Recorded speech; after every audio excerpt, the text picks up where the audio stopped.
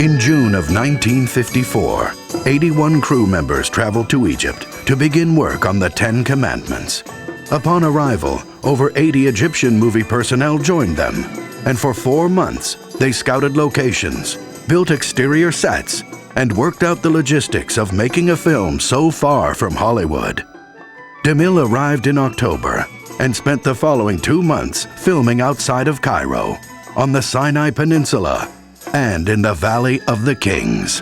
When we got off the ship in Alexandria, Grandfather wanted to go directly to the set of Beni Yusuf.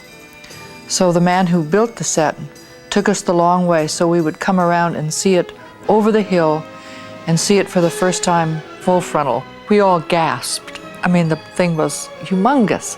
The scaffolding was still up, if any changes had to be made, but it was perfect. In my recollection, the gates to the city of Ramses were over 100 feet high. He was using the guidelines of the original structures in Egypt. Of course, you need a great many grips and electricians for sets as big as that. You know, you don't make pictures with just one man. It's hundreds of people that are responsible for a picture. It was a large operation, I'll tell you that. We had over 20,000 extras on that set. We hired whole villages.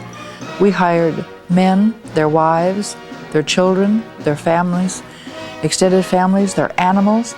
They were all tented outside Beni Yusuf, outside the gates. They had to bring the extras, this vast mass of people, they had to bring them out at night in trucks so that they would be ready the next day. Overall, I think they spent a year in production making the film, and even by the standards of those days, that was huge. They were 10 weeks in Egypt, and then they came back to the United States for about 8 months, and they shot all over the lot. They certainly had more than a few stages that they were using, and the stage was such a huge stage. They had taken actually 2 stages and taken down the wall between 2 of the stages for the palace. For anybody to hear you, you'd have to yell or there'd have to be a bullhorn. But what DeMille had, which was wonderful, he had a PA system.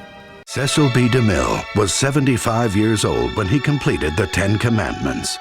He was Hollywood's oldest working director at that time, and still one of the best. He was truly the last of the great Hollywood impresarios. Cecil B DeMille was the most wonderful man to grow up with. For a young girl, it was an adventure every day.